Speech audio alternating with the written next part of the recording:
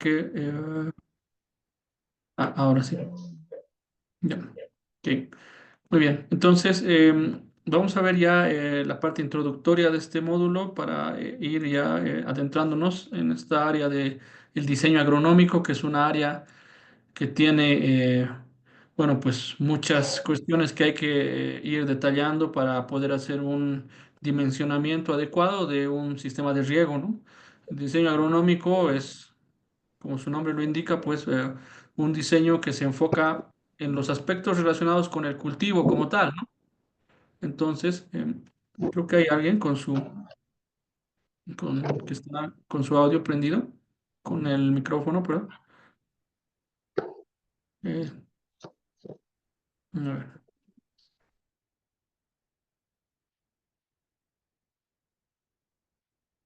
Bien, creo que ya está bien. A ver, entonces, bueno, veo algunos conocidos de lo que ha sido el pregrado en la carrera de agronomía. Entonces, creo que esto va a ser mucho más simple, pero también veo personas que están que no los, tal vez he tenido la oportunidad de conocerlos y pues bueno, como tal, voy a tratar de hacer una introducción al módulo y tratar de establecer desde un aspecto básico, pero resumido, lo que es el diseño del sistema, del diseño agronómico de los sistemas de riego, ¿no? Bueno, voy a hacer la presentación, voy a compartir. Em, si tienen algún problema en la visualización de la presentación, me pueden indicar mediante el chat o también mediante, bueno, encendiendo su micrófono. Igual, ante cualquier duda, consulta que tengan, no tengan la menor preocupación en que hacerlo en el momento que ustedes lo vean conveniente.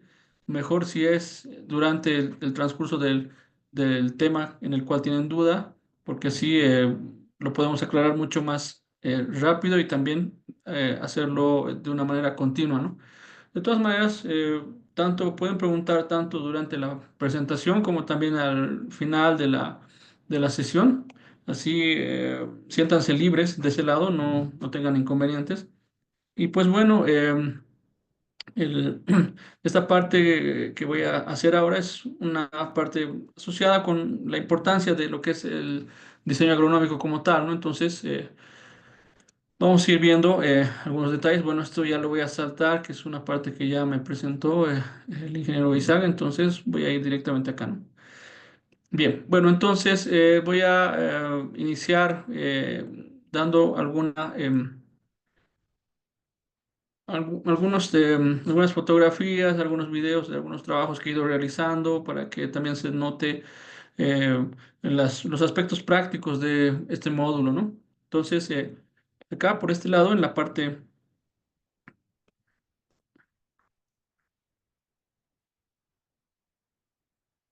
Un momentito. Está bien. Entonces, bien. Entonces, bueno, sucede de que cuando uno va adentrándose en lo que es el sistema de riego como tal, pues empieza a tener una serie de consultas acerca de cómo estamos instalando un sistema de riego, por ejemplo, que es tal vez lo más directo que uno puede ir ya a ver en el campo, ¿no?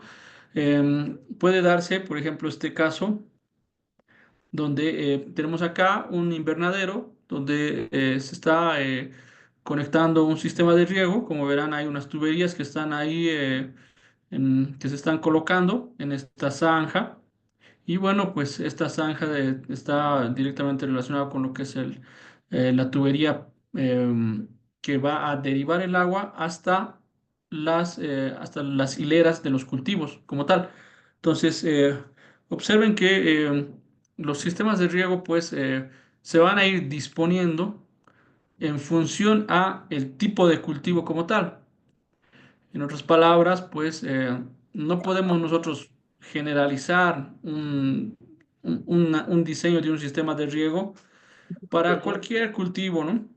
Justo mi área contiene unos rangos inferiores.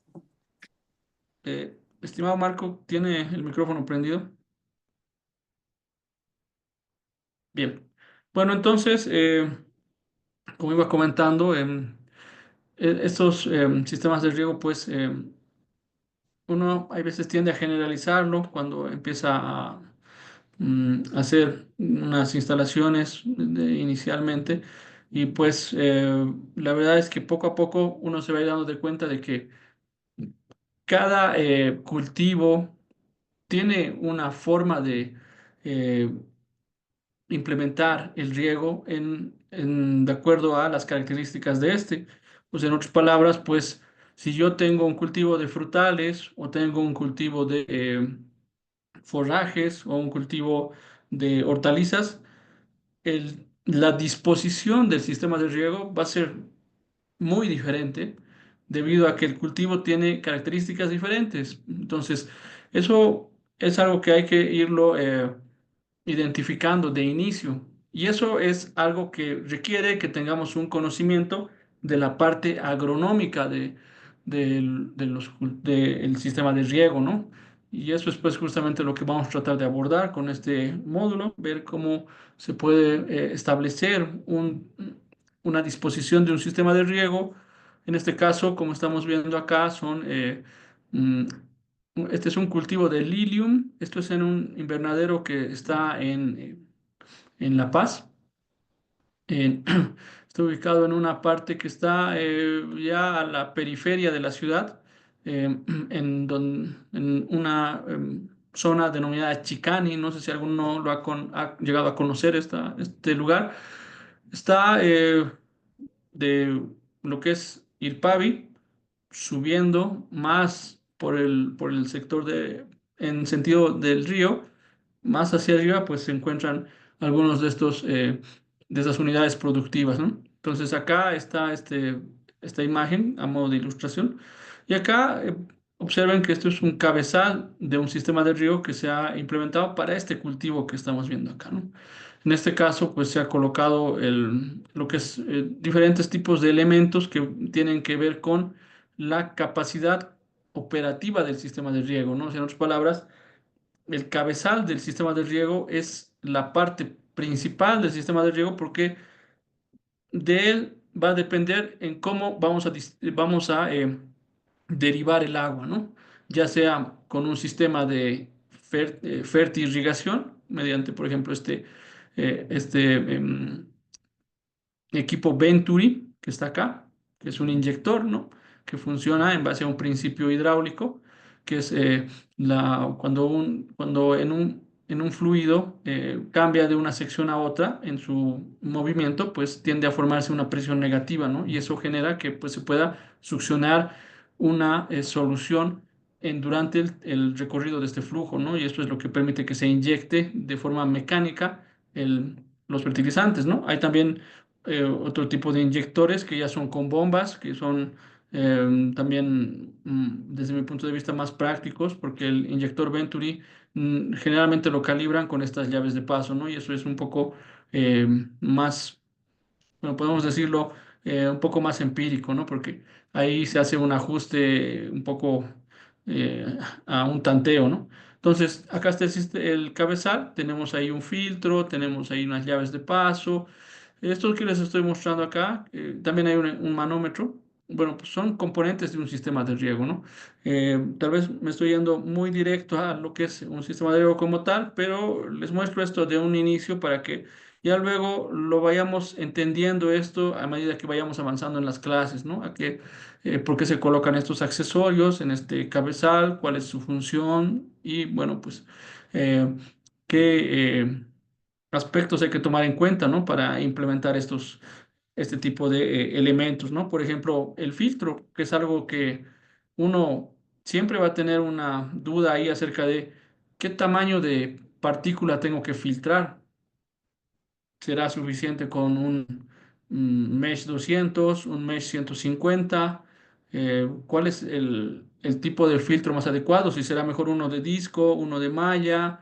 O sea, hay varias inquietudes realmente en los sistemas de riego como tal, y eso es algo que hay que irlo discutiendo en el transcurso de las clases y bueno, pues vamos a irlo viendo, ¿no? Eso a medida que vayamos avanzando.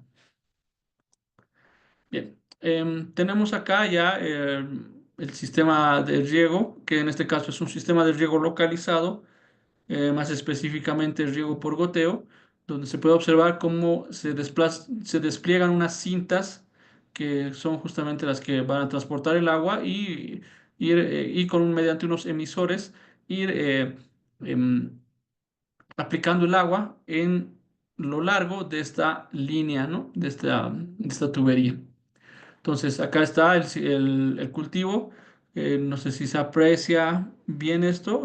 En este caso, como es Lilium, son bulbos que están en este caso, en esta plata banda.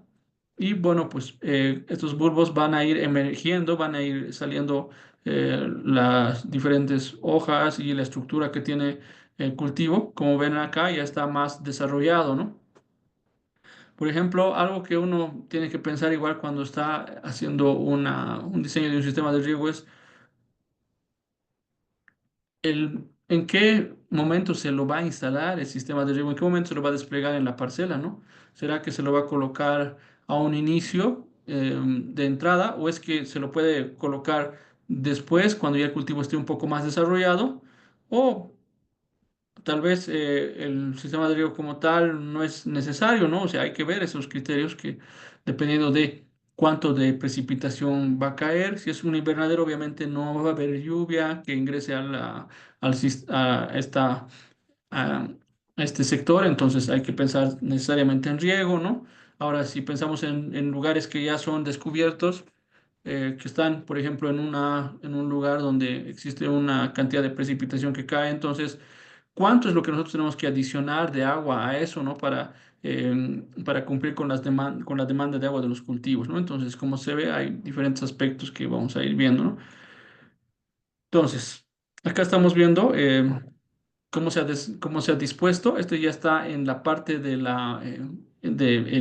inicio de estas hileras de el cultivo y se ve que se coloca esta tubería que es una tubería secundaria. Vamos a aprender por qué le denominamos secundaria, línea secundaria.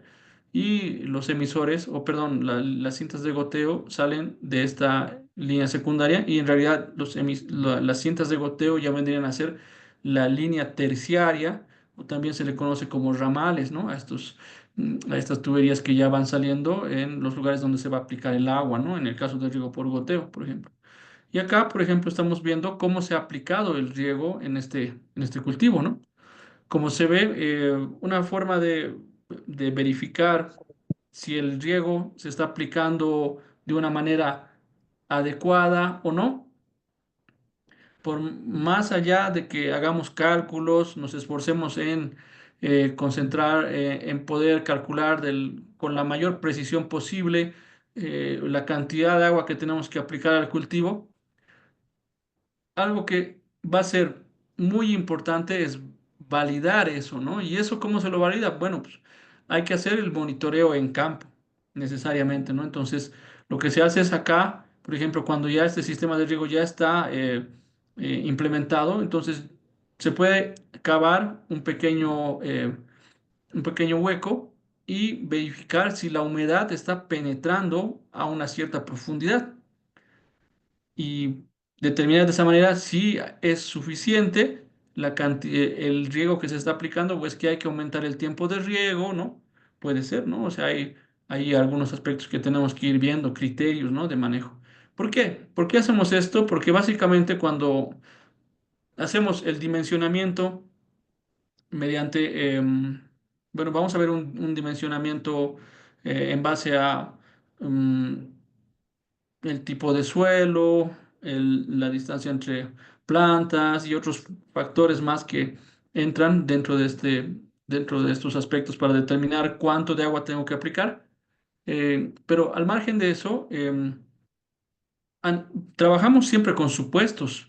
Por ejemplo, en este caso, este es un suelo que tiene bastante materia orgánica. Como se ve acá, hay cascarilla de arroz y también hay capas de materia orgánica que están en estratos inferiores. Entonces, eso hace pues que este suelo tenga un comportamiento como una esponja, ¿no? Porque la materia orgánica permite de que el suelo pueda retener bastante agua. Entonces, ese comportamiento, por ejemplo, de suelos con una alta cantidad de materia orgánica, en la teoría no está totalmente estudiado, ¿no?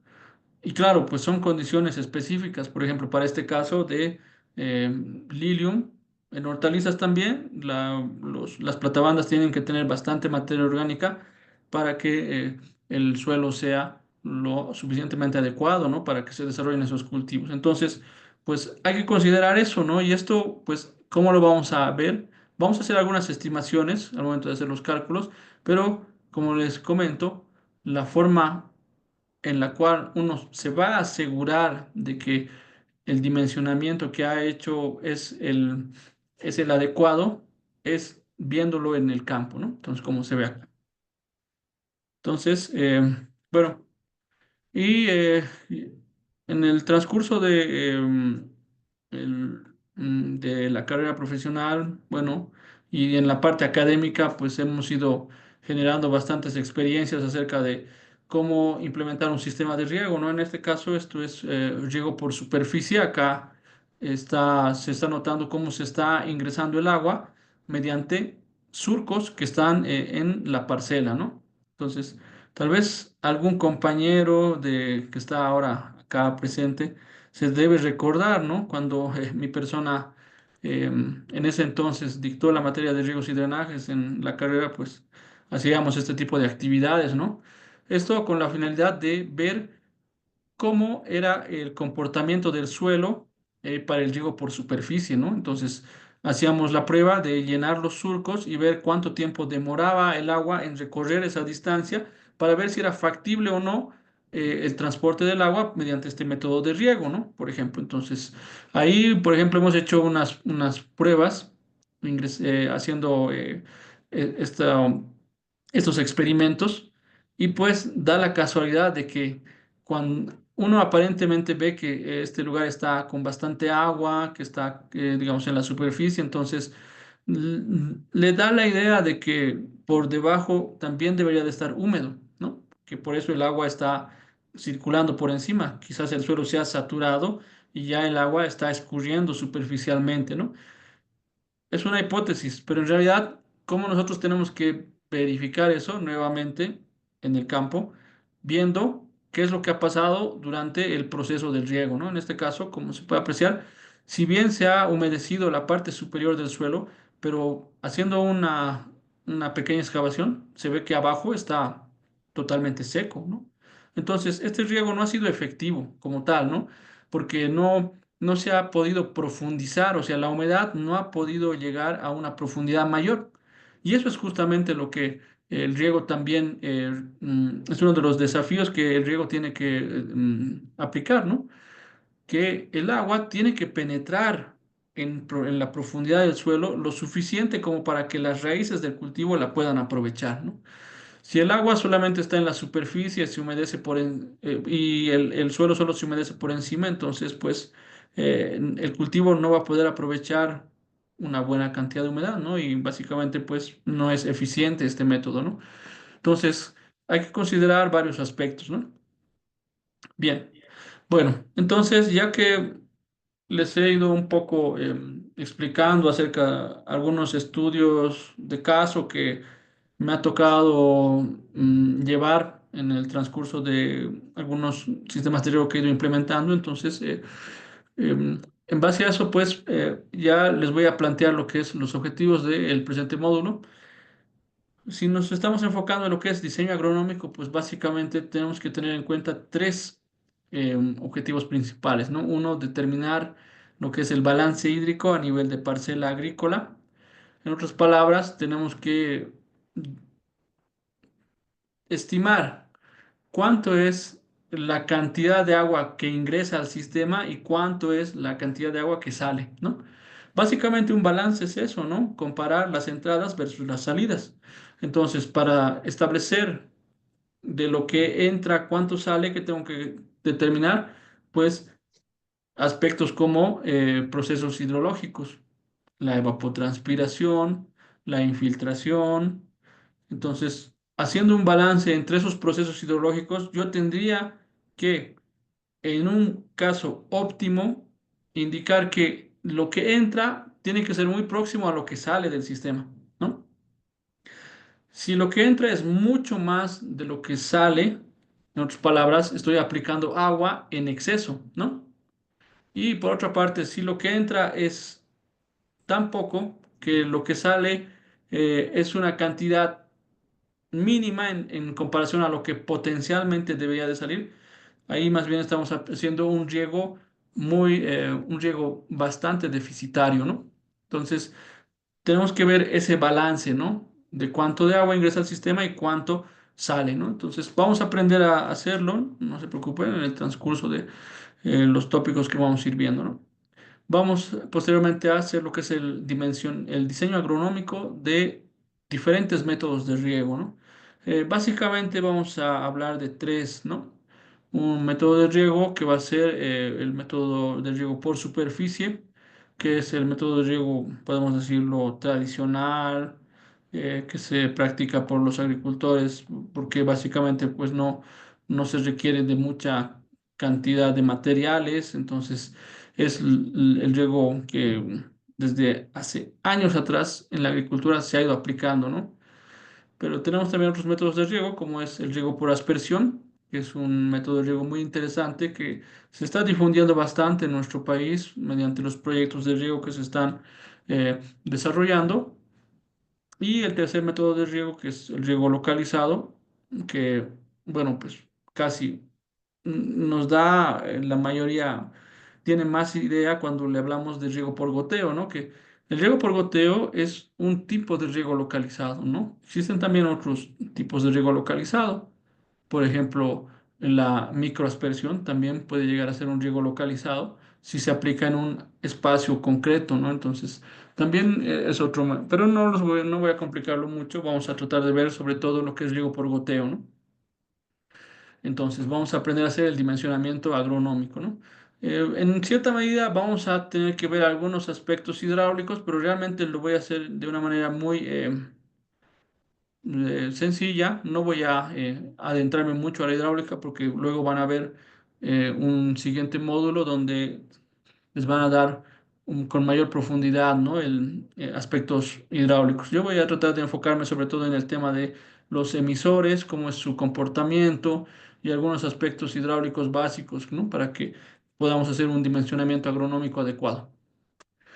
Y un tercer objetivo va a ser establecer criterios para el diseño conceptual de sistemas de riego. Bueno, este tercer objetivo, que es un poco ambicioso, porque no es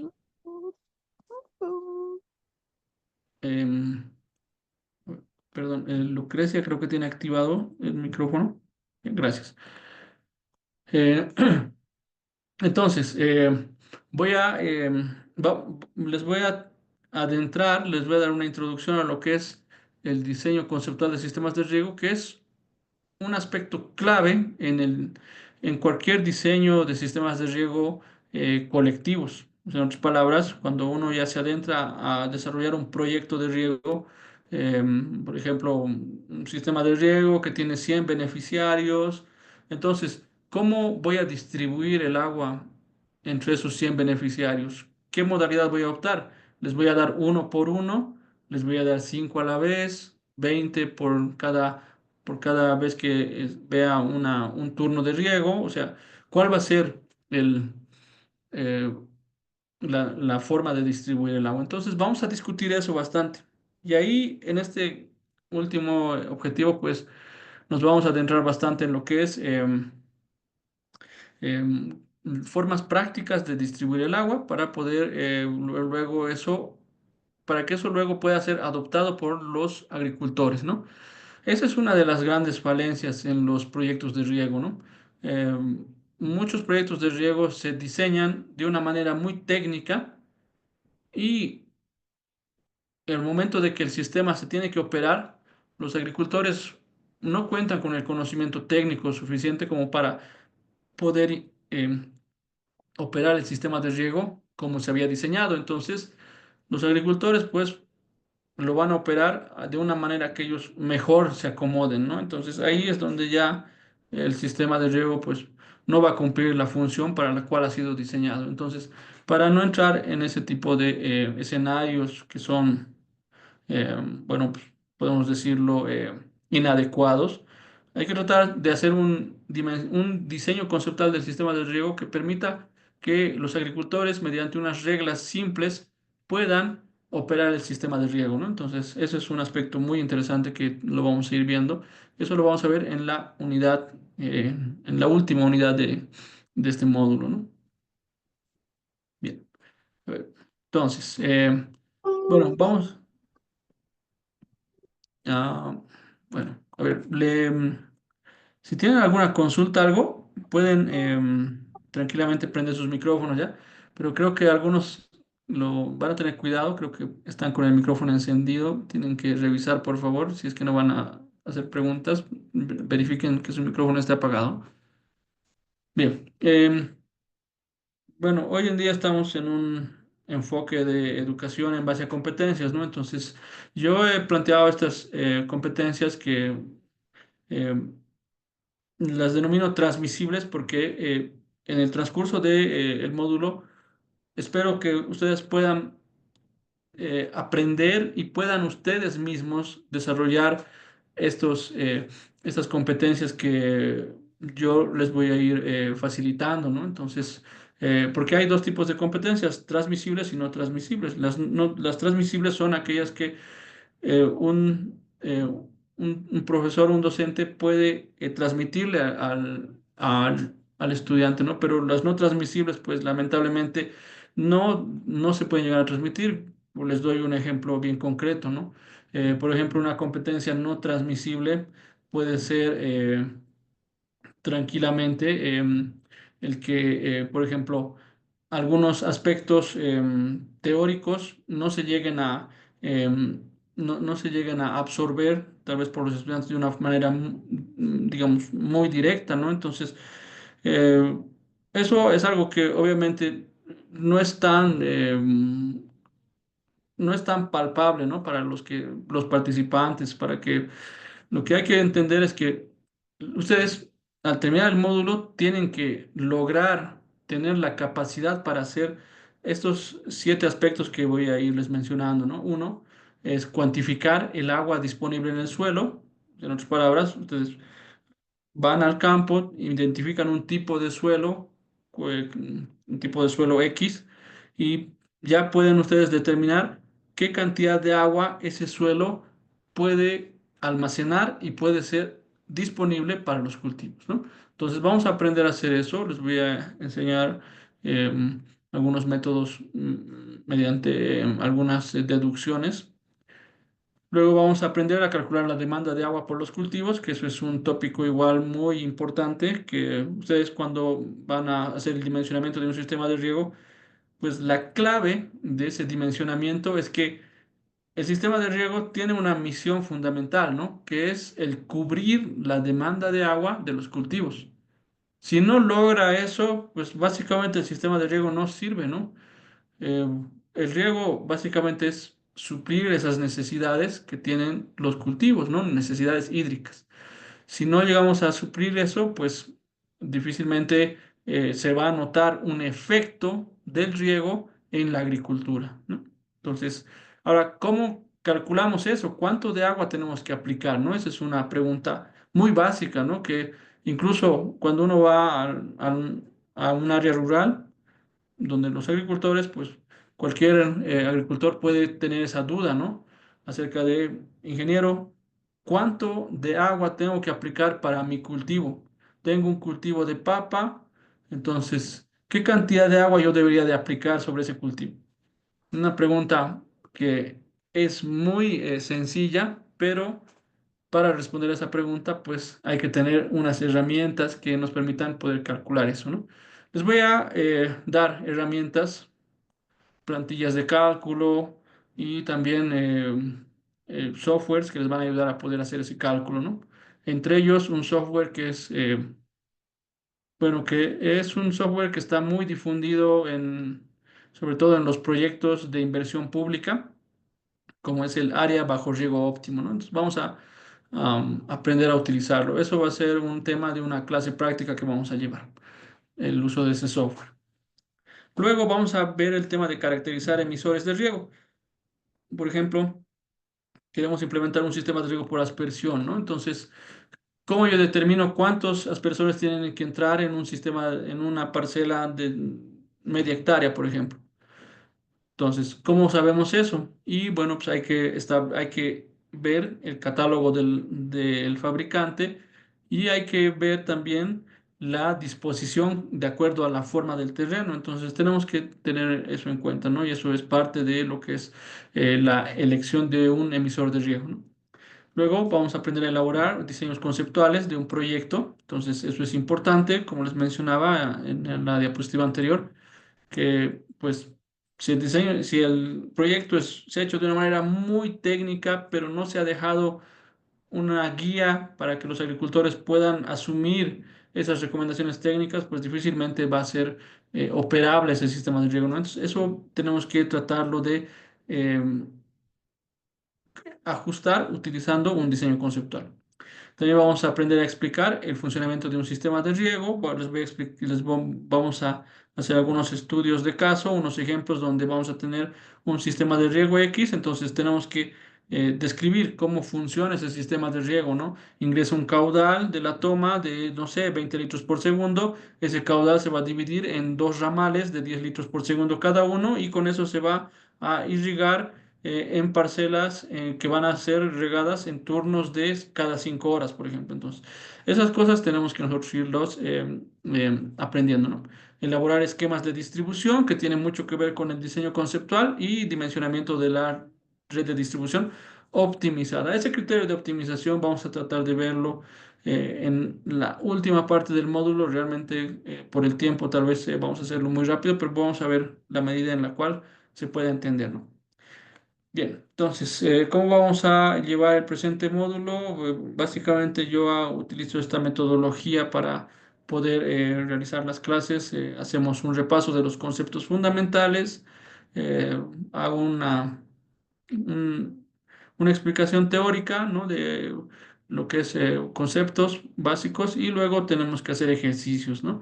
Vamos a hacer bastantes ejercicios. Es más, tenemos dentro de dentro de los tópicos de evaluación del módulo, bastantes actividades para realizar. Entonces, de ese lado, pues vamos a tratar de sacar bastante destreza en el tema de cálculo, en el tema de criterios, para que ustedes puedan adquirir esas competencias que les he explicado anteriormente, ¿no?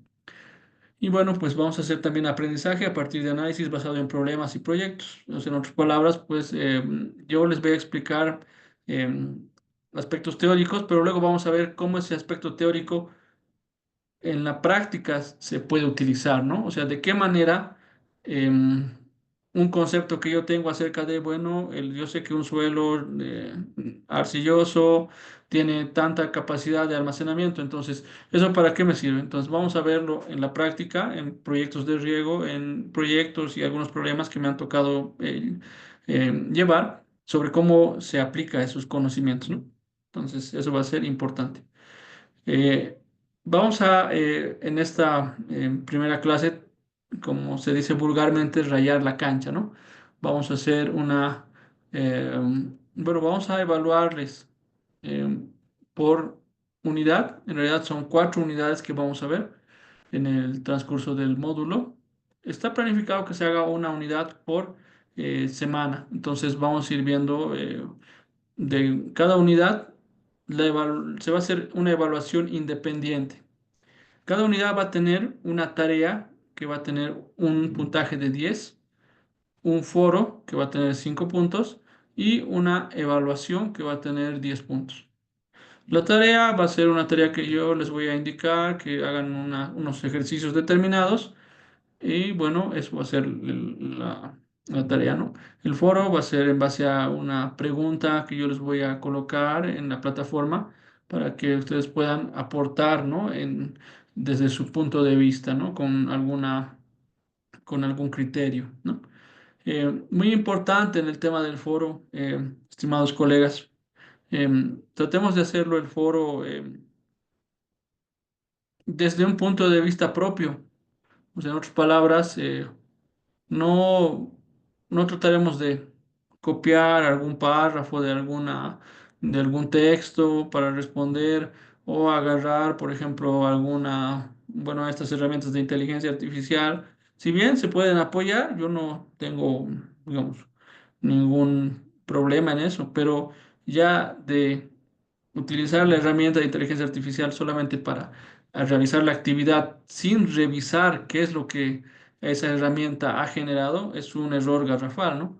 Y se nota bastante, ¿no? Cuando uno agarra estas em, ChatGPT o DeepSeek y luego genera ahí un texto y luego eso lo pega.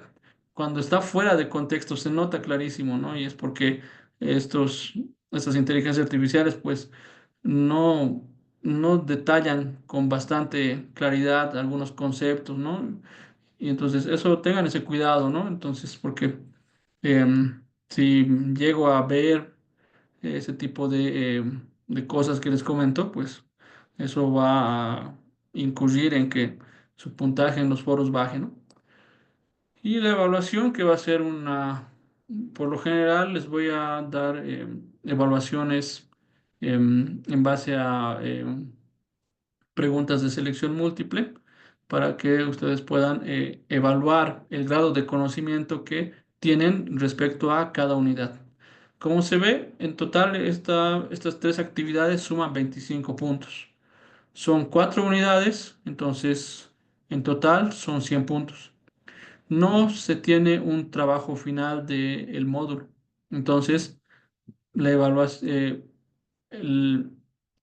la puntuación del módulo se va a ir acumulando de manera progresiva, ¿no? Entonces, tengan siempre ese cuidado de presentar las tareas dentro del plazo especificado y, bueno, pues hacerlas de acuerdo a lo que se les solicita, ¿no? Eso es muy importante, ¿no? Bien, entonces, ya tenemos ahí claro este tema de lo que es la introducción al módulo. No sé si hay alguna consulta acerca de lo que se ha comentado hasta ahora. Consulta, aclaración, algún tipo de, no sé, comentario que tengan. Bueno, entonces pienso que todo ha quedado claro. Entonces ya vamos a entrar, ¿no? Dentro de lo que es el módulo en sí, ¿no? Entonces, a ver, denme un segundo, voy a dejar de compartir. Voy a cambiar de diapositiva.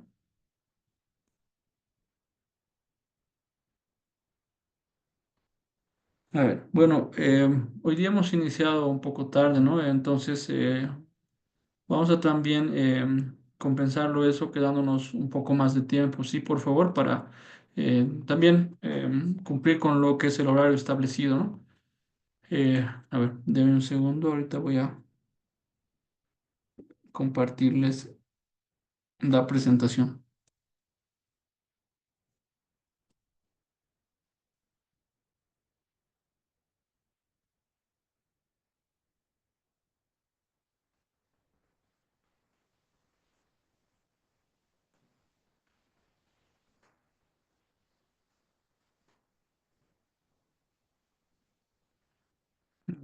Ok, vamos a compartir,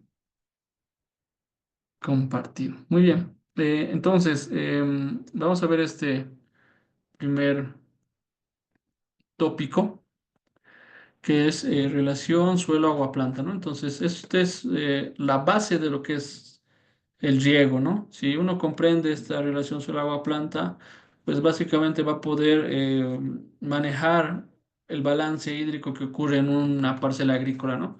Nuevamente les recuerdo, el balance hídrico es cuantificar la relación entre las entradas de agua al sistema y las salidas, ¿no? Entonces, establecer esa relación es crucial para un sistema de riego, ¿no? Bien, entonces vamos a ir viendo. Este es bueno, es una presentación un poco larga, pero voy a tratar de hacerlo de una manera lo más amigable posible, ¿no? Bueno, vamos a entrar a este primer tópico, que son las características del suelo relacionadas con el agua, ¿no? Entonces vamos a ir viendo cómo es, qué características tiene el suelo con fines agrícolas, ¿no? No nos olvidemos de que estamos dentro del diseño agronómico. No vamos a ver al suelo, por ejemplo, desde un punto de vista de su capacidad portante o de la capacidad que tiene para sostener una determinada estructura, ¿no? Simplemente estamos hablando de el suelo como un almacén de agua para disponerlo para los cultivos, ¿no? Entonces, ese es el objetivo que tenemos que tenerlo bien en mente en este tópico, ¿no? Entonces vamos a ir viendo, he preparado seis tópicos acá, vamos a tratar de verlos de una manera lo más mm, ágil posible, ¿no? Entonces, entraremos al primer tópico, vamos a ir viendo las características del suelo, ¿no? Bueno, como se ve acá, lo que nosotros idealmente deberíamos de tener en un sistema de riego es una condición de este tipo aproximadamente, ¿no? Donde el suelo esté relativamente húmedo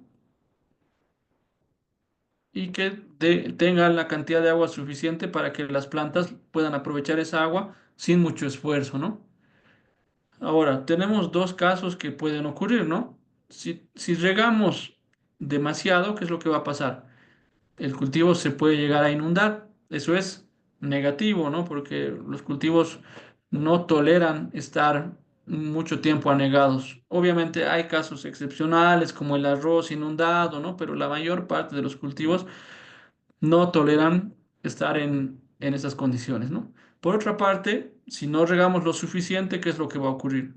El suelo no va a tener la cantidad de agua suficiente para que el cultivo aproveche, ¿no? Entonces va a ocurrir estrés hídrico y el cultivo puede llegar a marchitarse. Entonces, para no incurrir en este escenario ni en el otro, tenemos que establecer cuál es la capacidad de almacenamiento que tiene el suelo y adaptar esa capacidad de almacenamiento a el método de riego que yo voy a utilizar, ¿no? Entonces, eso es lo que tenemos que trabajar acá.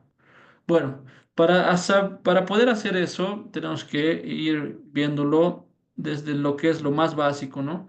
Em, los que ya han pasado anteriormente conmigo una clase de riego van a disculpar si es un poco esto redundante, pero hay que hacerlo para que todo el grupo esté nivelado, ¿no? Entonces, acá, esto ya habíamos explicado, lo voy a saltar esta parte en la presentación de la introducción que hice, ¿no? Entonces, el suelo es un medio que permite que el agua pueda almacenarse en este, ¿no? ¿El suelo de qué está compuesto? Principalmente va a estar compuesto un suelo agrícola en condiciones óptimas, podríamos decirlo. Va a tener la siguiente composición. Un 45% del suelo va a ser fracción mineral. Hablamos de fracción mineral a los componentes sólidos del suelo, como son las arenas, los limos y las arcillas, ¿no? En un suelo ideal, un 45% del volumen de ese suelo debería de estar compuesto por estas partículas. Un 5% debería de estar compuesto por componente orgánico, o sea, la materia orgánica, ¿no? Em, ahora, esto uno puede discrepar, ¿no? Puede decir, bueno, eso va a ser en una condición de un cultivo que no requiera mucha materia orgánica. Pero ¿qué hay en el caso de hortalizas u otros cultivos? Ah, bueno, pues ahí la materia orgánica tendrá que ser mayor, ¿no? Entonces, esto es un caso hipotético, ¿no? Simplemente. En una condición óptima, el suelo debería de tener una proporción de agua equivalente a un 20 al 30% de su volumen, ¿no? Del suelo. Y esta agua, ¿dónde ocupa? ¿En qué lugar del suelo queda retenida? Pues básicamente el suelo está compuesto de esa fracción sólida que hablaba, fracción mineral más orgánica, y estos espacios vacíos que se denominan poros, ¿no? Van a estar entre las partículas de suelo, ¿no? Y básicamente este espacio que está acá, que no está ocupado por la fracción sólida, puede estar ocupado por agua en una parte y aire en otra fracción. Es importante que el suelo tenga también aire, no solamente agua. ¿Por qué?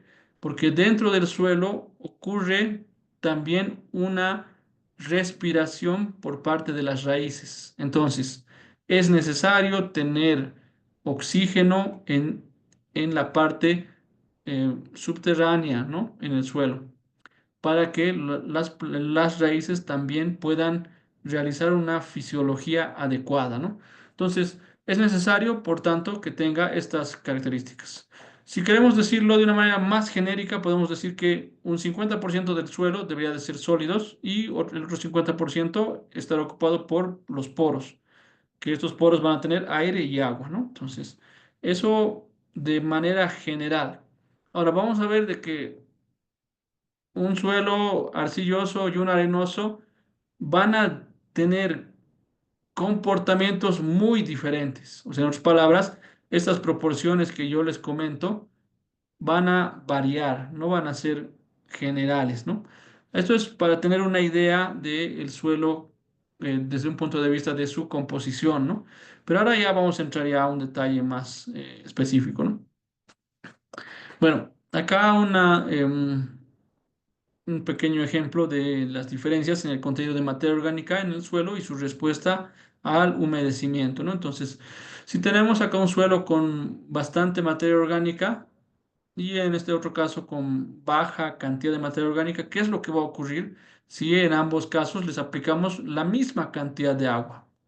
En el caso del suelo con materia orgánica, vean que la, el- la humedad, el, el que va a distribuirse en este suelo va a ocupar un determinado volumen, mientras que en un suelo que no tiene mucha materia orgánica, esa humedad va a ocupar un volumen mayor. ¿Por qué se debe eso? Porque la materia orgánica ayuda a que el suelo sea más poroso. En otras palabras, tenga una condición de más esponjosa, ¿no? O sea, que pueda tener más porosidad. Entonces, al tener más porosidad, tiene mayor posibilidad de retener agua y también aire, ¿no? Entonces, por eso es que la materia orgánica es clave, ¿no? En varios, sobre todo a los agrónomos, en muchas de las asignaturas de suelos, nos dicen que la materia orgánica es súper importante en el suelo, ¿no? Y desde el punto de vista del riego es importante, ¿por qué? Porque permite que el suelo retenga mayor cantidad de humedad, ¿no? Entonces, ahí está el tema de la materia orgánica. Si bien es súper beneficioso tener materia orgánica en el suelo en altas cantidades, en contraposición, la materia orgánica es lentamente repuesta en el suelo. O sea, en otras palabras, pues no, la tasa de descomposición de la materia orgánica que luego ya se convierte en esa materia orgánica que ya es humificable, es dependiendo de las condiciones del lugar, si es un suelo en el altiplano va a ser muy baja la tasa de reposición, pero en un suelo de un lugar más tropical va a ser mucho mayor, ¿no? Entonces, ahí hay diferencias en cuanto a contenido de materia orgánica, ¿no? Entonces, si yo estoy en el altiplano, difícilmente voy a tener suelos con mucha materia orgánica. Si estoy en un lugar como los Yungas o un lugar tropical, pues el contenido de materia orgánica va a ser muy superior. Entonces, eso tenemos que entenderlo bien y también adecuarnos a esos contextos, ¿no? No podemos forzar que un suelo tenga mucha materia orgánica en condiciones donde difícilmente van a poder ser repuestas, ¿no? Con el suelo, desde un punto de vista de su composición volumétrica, se puede esquematizar de la siguiente manera, ¿no? Acá estamos viendo el suelo. Si lo hacemos mm, de una forma, digámoslo así, teórica, y con fines académicos, ese suelo que hemos descrito anteriormente, podríamos separarlo en tres fases. La fase sólida, que es la fracción mineral y la materia orgánica, la fase líquida, que es el agua, y la fase gaseosa, que es el aire, ¿no? También le llaman la atmósfera del suelo, ¿no? Entonces, estas tres fases juntas representan el volumen total del suelo, ¿no? Sólidos más fracción líquida y gaseosa dan el volumen total del suelo. Entonces, ese volumen total, acá asumiremos que esto es un cubo de suelo. Entonces, sus dimensiones van a ser las siguientes, ¿no? Este cubo va a tener una altura z, una profundidad z y una longitud z, ¿no? Entonces, directamente, pues, el volumen de este suelo es z al cubo, ¿no? Le estamos dando em, una notación arbitraria. O sea, en otras palabras, yo estoy utilizando la letra z para referirme a una dimensión del suelo que se ha considerado de forma arbitraria, ¿no? No es que la Z tenga algún significado específico, ¿no? Simplemente es para explicar, ¿no? Entonces, ahora de acá yo puedo sacar algunas relaciones bien interesantes, ¿no? Por ejemplo, si vemos este suelo, vamos a ver que la parte que realmente ocupa masa, o sea, en otras palabras, que tiene una masa significativa, solamente es la fracción sólida y la líquida. La gaseosa, si bien tiene una cantidad de masa, pero debido a que el aire tiene una densidad muy baja, casi como que la masa del aire se puede despreciar. Entonces, la masa del suelo está compuesta principalmente por la masa de los sólidos y la masa de la fracción líquida. Le hemos denominado M sub S y M W. W, ¿por qué? Porque, bueno, la literatura que se utiliza en los libros está generalmente estandarizada en el idioma inglés, ¿no? Y el W viene de water, ¿no? Entonces, water es agua en inglés, ¿no? Entonces, por eso se le coloca MW, ¿no? Bien. Ahora, esto es desde un punto de vista de su masa. Ahora, desde un punto de vista del volumen unitario ahora de cada una de esas fases, la fase sólida, ¿qué volumen va a ocupar? Va a ocupar un volumen equivalente a una altura S por el área Z al cuadrado, ¿no? Ese va a ser la fase sólida, el volumen que ocupa. El volumen que ocupa la fase líquida va a ser equivalente a una altura W por Z cuadrado, ¿no? Y finalmente la fase gaseosa va a ser una altura A multiplicado por Z al cuadrado. O sea, en los tres casos, las tres fases tienen el mismo área, ¿no? Porque estamos hablando de un cubo. Algunas particularidades de este cubo, por ejemplo, la porosidad. ¿A qué va a ser equivalente? Va a ser equivalente a la, el volumen de la fase líquida más el volumen de la fase gaseosa.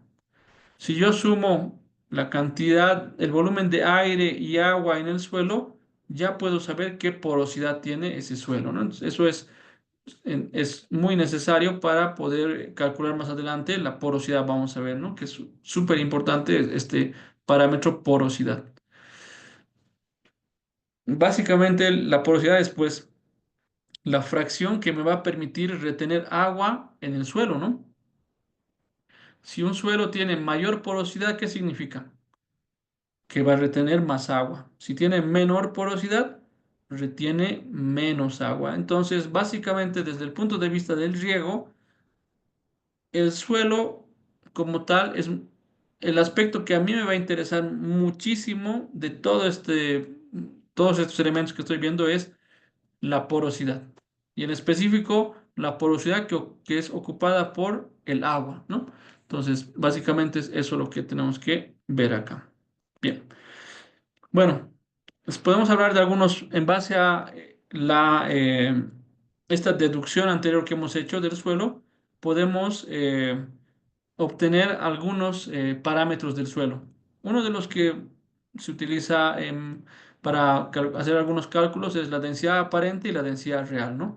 La densidad aparente básicamente es la densidad del suelo, considerando que es un suelo que está compuesto simplemente por fracción sólida y el volumen total, ¿no?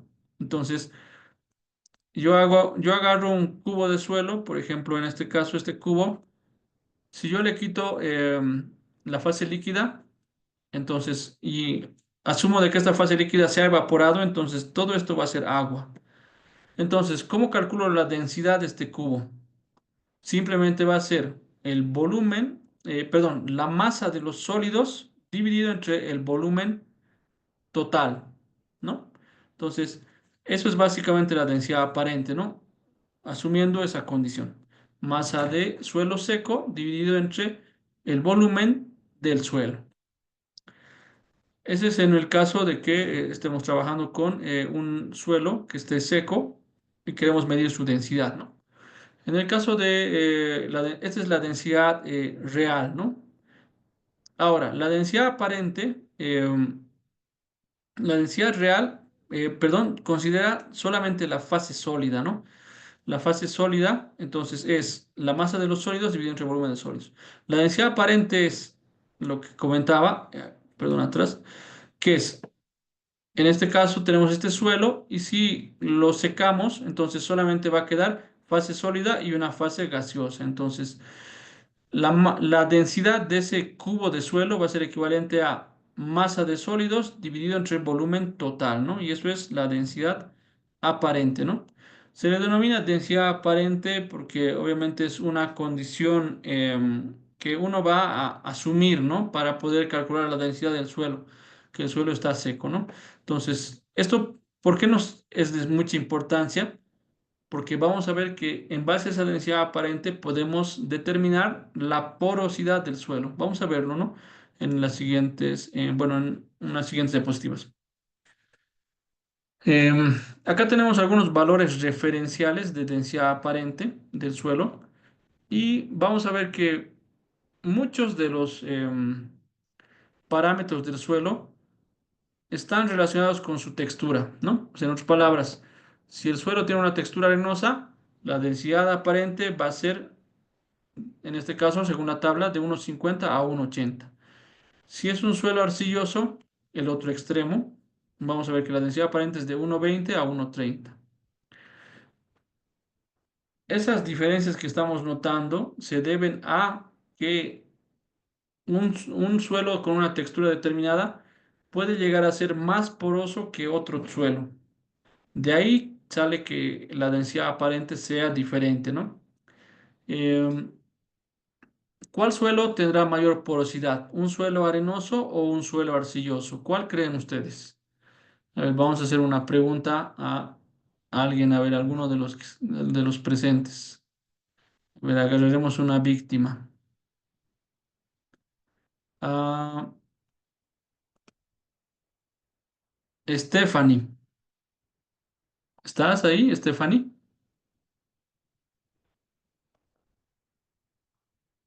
Creo que no, no hay Stephanie. Bueno, pasaremos.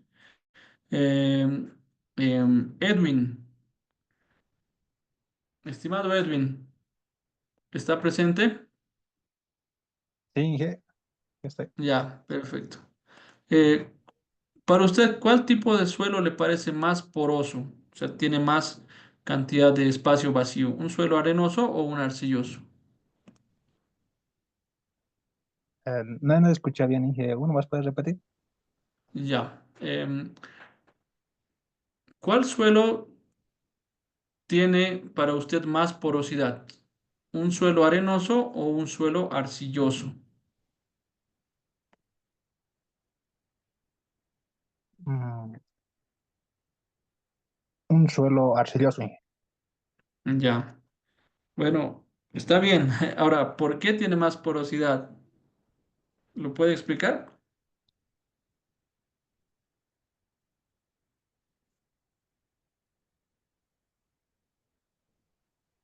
Ya. Bueno, está bien. Y gracias, estimado Erwin.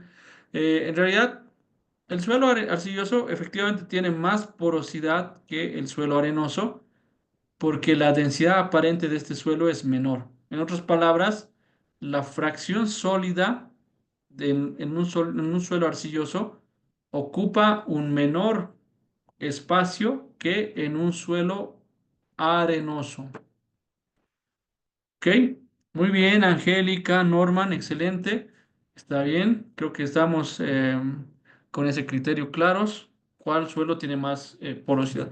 Uno pensaría, bueno, pero el arcilloso, pero la arcilla yo cuando veo los suelos arcillosos veo que son suelos que más bien no tienen un poro tan bien definido como los suelos arenosos, ¿no? Uno agarra un suelo arenoso y puede ver que hay bastante espacio entre las partículas, ¿no? Del suelo. Mientras que en un suelo arcilloso aparentemente no se ve, ¿no? Lo que pasa es que los suelos arcillosos tienden a formar lo que se denomina agregados, ¿no? Entonces, las arcillas tienen una propiedad llamada adsorción, o sea, en otras palabras, pueden unirse entre ellas, o sea, en otras palabras, pueden pegarse entre sí como si fueran una especie de imanes, ¿no? Entonces, se adsorben entre ellas y forman una partícula de mayor tamaño. Entonces, eso permite de que se formen agregados que sean de un tamaño considerable y eso crea espacios porosos mucho más grandes que en el caso de suelos arenosos. Esa es la explicación, ¿no? Más, digamos, de una manera lo más sencilla, ¿no? Si tienen dudas, algo ya saben, pregunten nomás, no hay problema. Entonces, ahora vamos a entrar a porosidad, ¿no? Como les decía, la porosidad se va a definir bastante bien por esta variable densidad aparente. Pero vamos a ver, la porosidad ya de lo que hemos aprendido hasta el momento, sabemos que es ese espacio vacío que no está ocupado por la fracción sólida, ¿no? Entonces, este espacio vacío va a estar ocupado por dos elementos, aire y agua, ¿no? Esos dos elementos van a coexistir en este espacio. Entonces, si yo sumo el volumen del aire más el volumen del agua, entonces, y eso lo divido entre el volumen total del suelo, obtengo la porosidad, ¿no? La porosidad, no se olviden, es una relación. En otras palabras, pues es una proporción. Si yo digo un suelo tiene una porosidad del 50%, ¿qué estoy diciendo? Que del 100% del suelo, un 50% está ocupado por estos espacios vacíos, ¿no? A eso me refiero. Y con eso ya les estoy dando a entender que no existe una porosidad del 100%. En un suelo no, nunca va a existir, ¿no? Porque la fracción sólida siempre va a ocupar un espacio en ese suelo. Entonces, los poros puede que ocupen una proporción mayor o menor al 50%, ¿no? Pero va a estar más o menos en ese rango, ¿no? Hemos hablado en la parte inicial de que puede estar entre un 60 a un 40%, ¿no? Aproximadamente. Bien, entonces, esto es muy lógico, pero ahora desde el punto de vista práctico no es fácil de calcular. Si yo agarro un suelo, no voy a medir cuánto de aire y agua existe en ese suelo en forma de volumen. Es muy difícil hacer eso. Entonces, ¿de qué manera puedo hacerlo? Acá hay una deducción que se ha hecho. Yo directamente ya la voy a asumir esta deducción porque esto requeriría una explicación un poco amplia y por el tiempo no lo vamos a poder hacer, ¿no? La porosidad es equivalente a uno menos densidad aparente dividido entre densidad real, ¿no? Eso es porosidad. Y esto multiplicado por 100, ¿no? Entonces, ¿por qué lo multiplico por 100? Para expresarlo en porcentaje, ¿no? Sí, por 100%. Entonces, esa es la porosidad. El espacio aéreo, que está acá en esta otra diapositiva, perdón, en esta otra figura, es el espacio que ocupa solamente el aire, ¿no? Es un parámetro también del suelo que generalmente no se cuantifica, ¿no? Mayormente lo que nos interesa es la porosidad total. Bien. Haremos un ejemplo sencillo. Entonces, tenemos una muestra de suelo que se ha tomado con un cilindro metálico y se conocen los siguientes datos, ¿ya? Entonces, acá está, ¿no? Voy al campo, Utilizo un cilindro de dimensiones conocidas, lo introduzco en el suelo y luego lo extraigo, ¿no? Y ese suelo que ha quedado retenido en el cilindro es el volumen de suelo que estoy estudiando, ¿no? Bien, entonces, ese cilindro se ha pesado cuando el suelo estaba seco, ¿no? El peso de la muestra del suelo seco, 81 gramos, ¿no? El volumen del cilindro es 67 centímetros cúbicos, ¿no? Y la densidad real de las partículas es 2,65 gramos sobre centímetro cúbico. Me pide calcular la densidad aparente y la porosidad. Ok, entonces, en base a lo que hemos visto en las diapositivas anteriores, sabemos bien que la densidad aparente que es igual a masa de sólidos, perdón, dividido entre el volumen total. ¿Tenemos la masa de sólidos? Tenemos, ¿no? Es la masa de suelo seco, 81 gramos, dividido entre volumen total. ¿Cuál es ese volumen total? El volumen del cilindro, porque básicamente pues es el volumen que estoy estudiando, ¿no? Entonces hago esa división y obtengo 1,20. Solamente viendo este dato de densidad aparente, uno, ¿qué tipo de suelo diría que es aproximadamente? ¿Qué textura tendría ese suelo? Hemos visto en la tabla anterior, ¿no? Arcilloso, ingeniero. Arcilloso. Exacto, muy bien, Angélica, ¿no? Eso es muy bueno. ¿Por qué? Porque los suelos arcillosos tienen una densidad aparente baja, ¿no? Eso es. En la tabla que hace un momento les he explicado, acá está, ¿no? Los suelos arcillosos varían entre 1,20 a 1,30, ¿no? Obviamente son rangos, ¿no?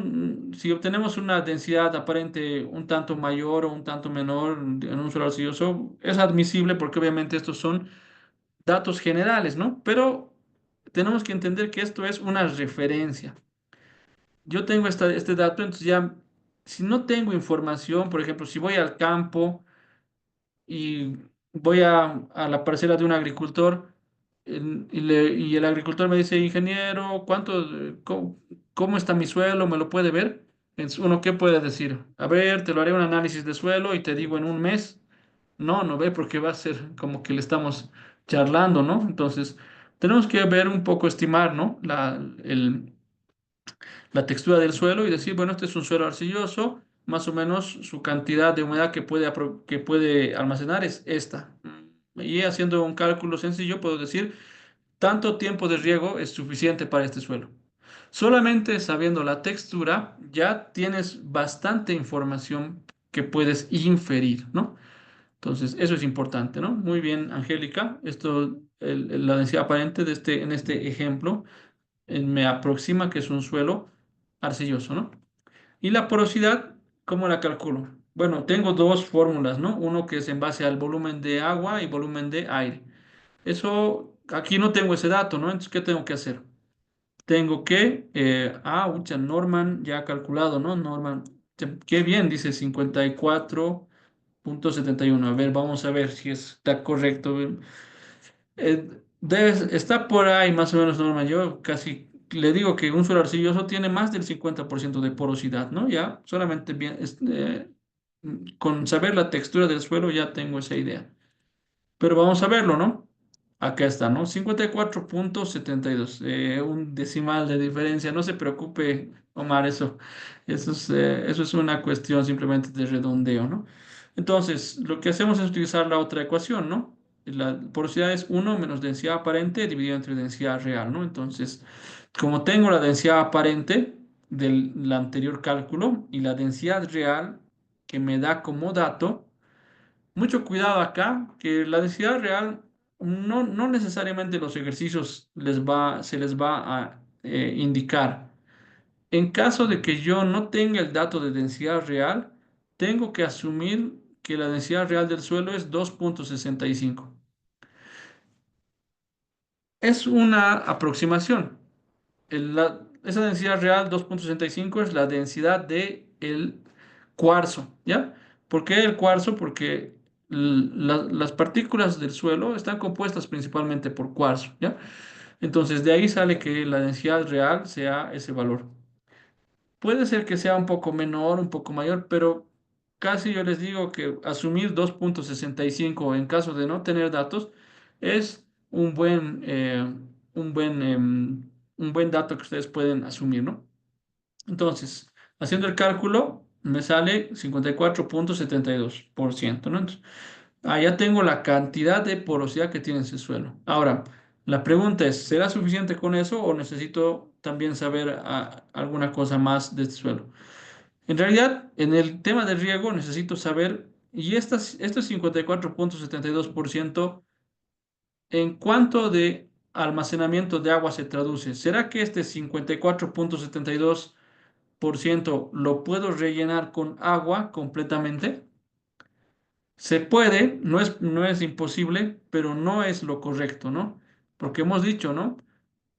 La porosidad está compuesta de aire y agua. Si yo saturo el suelo completamente y no permito que ingrese aire en el suelo, eso es un escenario negativo para las plantas, porque no van a tener oxígeno, ¿no? En las raíces. Por el otro lado, si lo bajo la humedad hasta casi el mínimo, entonces, ¿qué va a pasar? Pues las plantas no van a tener agua suficiente, ¿no? Entonces, hay que ver, este 54,72 es ahorita un dato que estoy obteniendo, pero no es la cantidad de agua que este suelo puede retener de forma disponible para los cultivos. Vamos a ver cómo se hace ese cálculo en unas diapositivas más adelante. Ya, esto lo voy a saltar, es un ejercicio igual que está ahí. Estas diapositivas, por si acaso, las voy a compartir en la plataforma, ¿sí? Para que también las tengan, ¿no? No se preocupen de ese lado. Entonces, estos ejercicios, bueno, por cuestiones de tiempo voy a tener que saltarlos, ¿no? Son ejercicios en base a esas fórmulas de porosidad y densidad aparente y densidad real, ¿no? No son tan complicados. De todas maneras, si alguien tiene dudas acerca de esto, puede revisar la diapositiva. Hoy lo voy a subir y el día miércoles, que sería nuestra siguiente clase, si tuvieran dudas, tranquilamente lo podemos aclarar, ¿no? Bien, ahora sí entraremos a lo que es la humedad del suelo, ¿ok? Entonces, ahora sí vamos a calcular la cantidad de agua que tiene el suelo. Hay dos formas de hacer el cálculo. Uno en base a masa o también denominado humedad gravimétrica y la otra forma es en base a volumen. Existen dos métodos. El, el método en base a masa es el más práctico para medir la humedad del suelo, pero el que vamos a utilizar con mayor frecuencia es en base a volumen. Y les voy a ir explicando, ¿no? En base a masa, ¿por qué? Porque es relativamente simple de medir, ¿no? Por ejemplo, si yo quiero medir cuánto de humedad tiene un suelo en base a masa, ¿qué es lo que tengo que hacer? Agarro ese suelo, mido la cantidad de masa que tiene al momento en que lo he muestreado, o sea, en el momento que tiene agua. Luego lo pongo a secar en una estufa. Bueno, la teoría indica que hay que poner a secar el suelo en una estufa a 105 grados durante 24 o hasta 48 horas y luego volver a pesar ese suelo, ¿no? Y ese va a ser la masa del suelo seco. Entonces, por diferencia, si yo sé cuánto pesaba el suelo a un inicio y cuánto pesa al final, la diferencia entre esos pesos es la cantidad de agua que se ha perdido, ¿no? Entonces, de esa manera, como verán, es sencillo medir la humedad del suelo, ¿no? Y esto lo divido entre la masa del suelo y de esa manera obtengo la humedad gravimétrica. Muy útil para medir, pero ya cuando hagamos cálculos vamos a ver que la humedad en base a volumen es más un dato mucho más útil para cálculos, ¿ya? Como la lámina de agua que lo vamos a ver en un momento más, ¿no?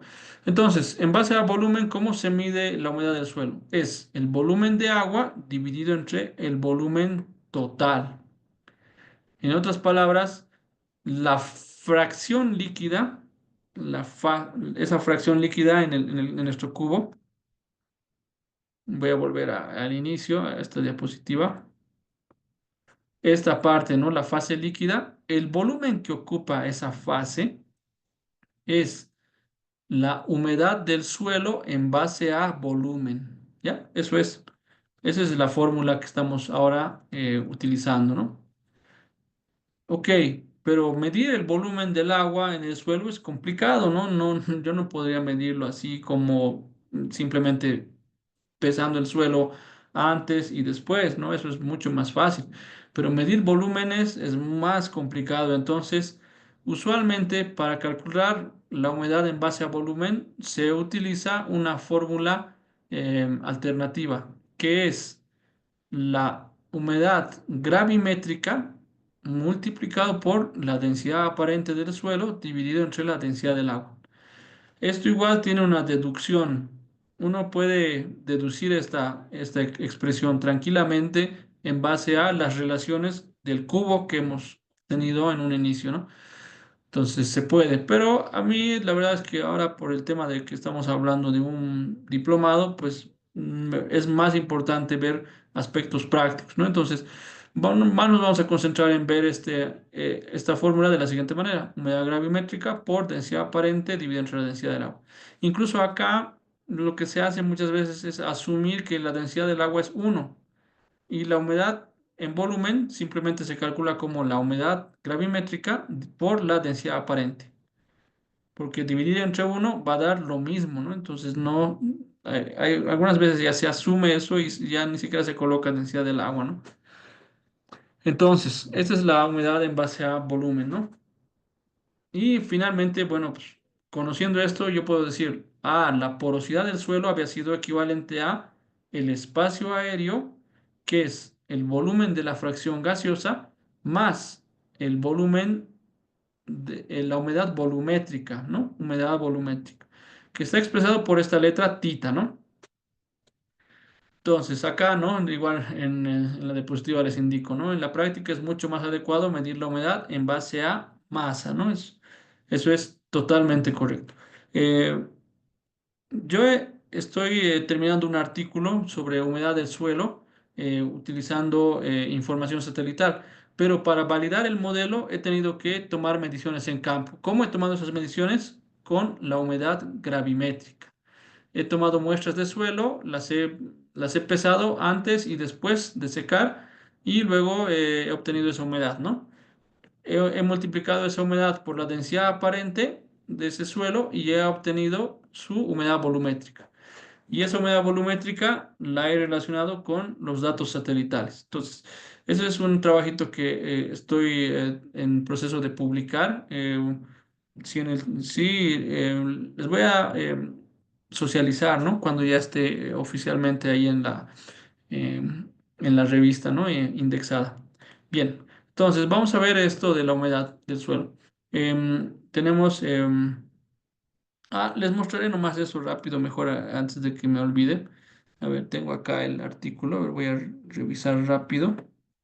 Para disculpar, eso ahorita ha salido de un momento al otro, ¿no? Aquí estamos, papers, Oyster.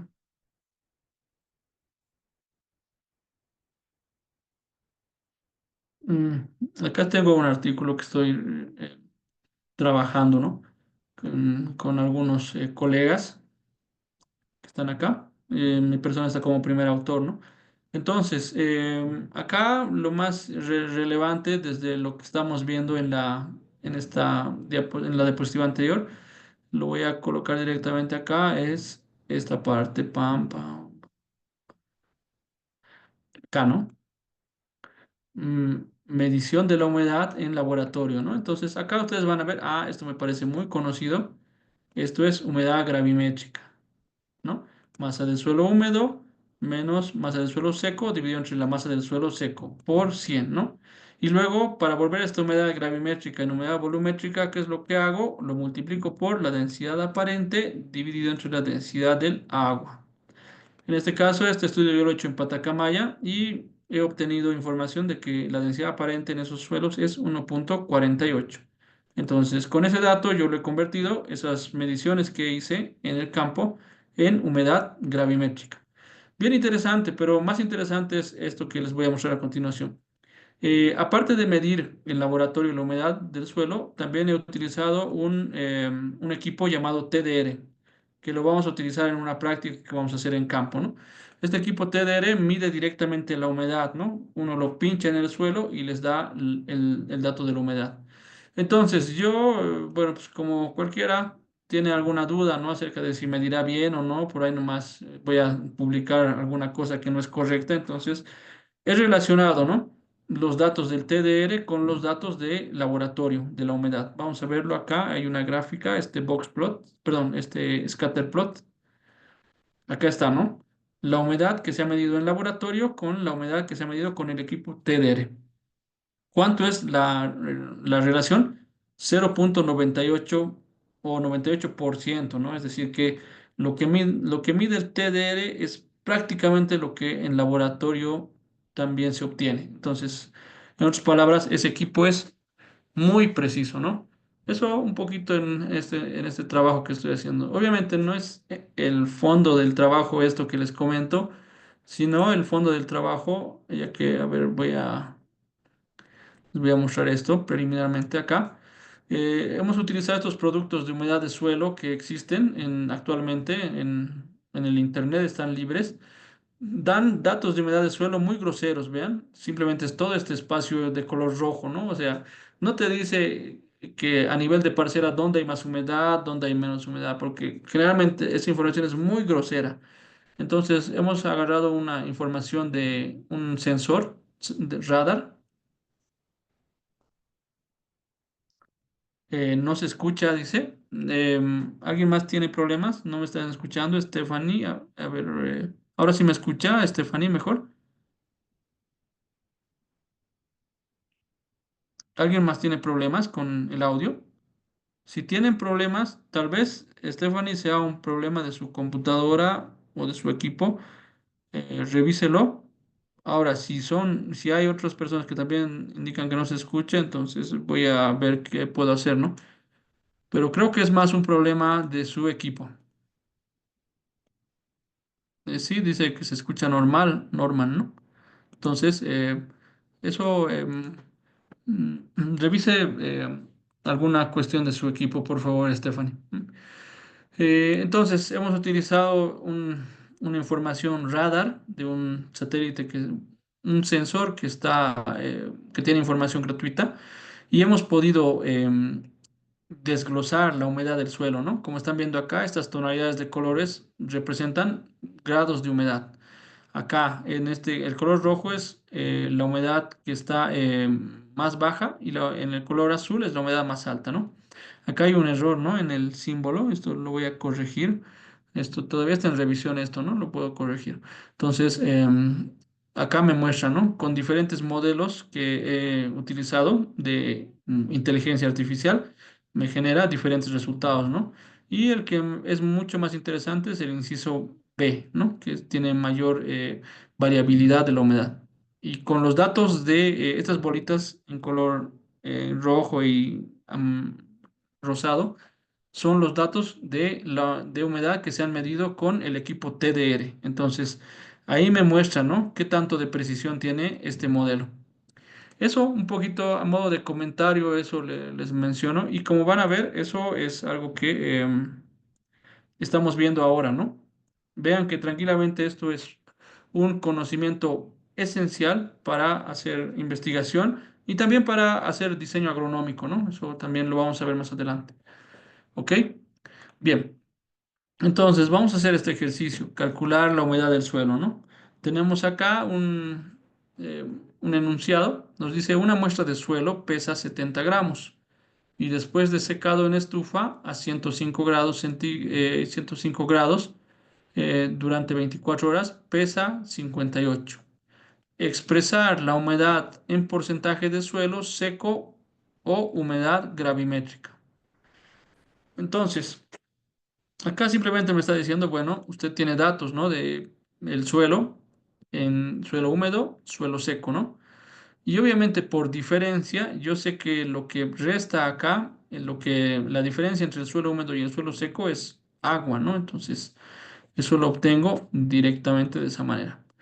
Y utilizando la ecuación de humedad gravimétrica, entonces reemplazo los datos, ¿no? Masa del suelo, masa de agua, que es 12 dividido entre la masa del suelo seco, y obtengo una humedad de 20,58%. Realmente los ejercicios en riego no son de una complejidad muy alta, ¿no? Lo que hay que saber es simplemente identificar los datos y qué ecuación utilizar. No es más que eso, ¿no? En los ejercicios de riego no hay que, bueno, casi en la mayor parte no hay que deducir ecuaciones, hacer eh, resolución de ecuaciones lineales, ¿no? O sea, no llegamos a ese nivel, ¿no? En el tema del riego, a lo menos en diseño agronómico no. Entonces no va a haber mucha complejidad desde un punto de vista de la álgebra y demás, ¿no? Bien, ahora tenemos otro ejercicio, calcular la humedad volumétrica de una muestra de suelo que tiene un volumen total de 740 centímetros cúbicos, ¿no? Y un peso de 1080 gramos. Entonces, calcularemos la humedad volumétrica, ¿no? El suelo seco pesa 960 gramos, dice, ¿no? Entonces, ¿los datos cuáles son? Tenemos peso de suelo húmedo, peso de suelo seco y el volumen del agua. Muy bien, tenemos esos datos. Ahora, ¿serán suficientes para calcular la humedad volumétrica? Peso de suelo húmedo, peso de suelo seco. Adicionalmente tenemos acá volumen del suelo. Entonces, sí, puedo calcular la humedad volumétrica. ¿Cómo? Primero calculo la humedad gravimétrica y lo multiplico por la densidad aparente que se puede obtener, porque la densidad aparente es suelo seco, peso de suelo seco dividido entre el volumen de suelo. Entonces ya tengo la humedad gravimétrica, perdón, la densidad aparente. Humedad gravimétrica por densidad aparente, humedad volumétrica. Bueno, lo veremos con ecuaciones, ¿no? Para que se note mejor. Entonces, la humedad volumétrica es volumen de agua dividido entre el volumen total, ¿no? Que también se puede hacer eso más directo, ¿no? En vez de calcular la humedad gravimétrica por densidad aparente, ¿no? Si tengo el volumen del agua, 120 dividido entre 740, entonces me sale que tengo 16,2%. Mucho cuidado, esto es Métanos a la boca con el celular. Noelia, tiene el micrófono prendido, por favor.